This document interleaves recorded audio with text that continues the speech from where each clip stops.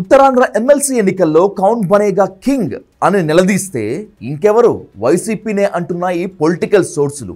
ఈ స్థానిక సంస్థల కోటా ఎన్నికల్లో పోటీ చేయకూడదని కూటమి నిర్ణయించుకోవటమే ఈ ఏకగ్రీవ విజయానికి కారణమయ్యే పరిస్థితులను కల్పిస్తున్నాయి.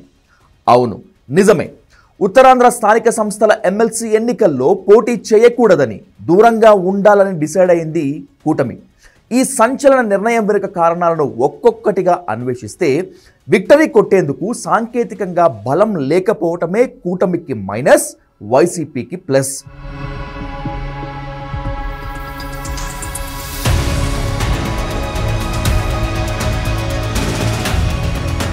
ఏమిటి? 160కు పైగా స్థానాలతో ఏపీలో విక్టరీ కొట్టిన కూటమికి తగిన బలం లేకపోవటమా అనే ప్రశ్నకు సమాధానాన్ని ఇప్పుడు చూద్దాం.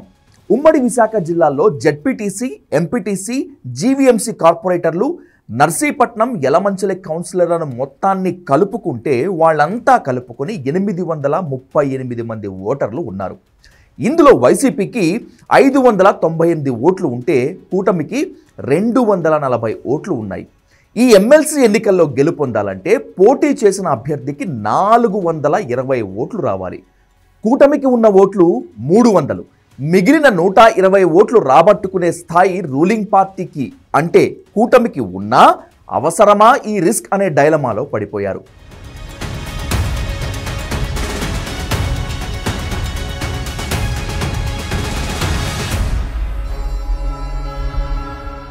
సరే, పోటీకి దిగుదాం, బలం సమీకరించుకుంటాం.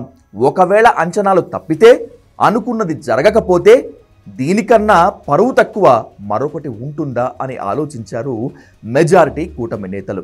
ఎరక్కపోయి ఇరుక్కుపోవటం కంటే పోటీకి దూరంగా ఉండటమే మేలు అని, ఒక్క ఎమ్మెల్సీ సీట్ కోల్పోయినంత మాత్రాన ఇప్పుడు ప్రభుత్వానికి వచ్చిన డోకా ఏమీ లేదని డిసైడ్ అయినట్లు విశ్వసనీయ సమాచారం.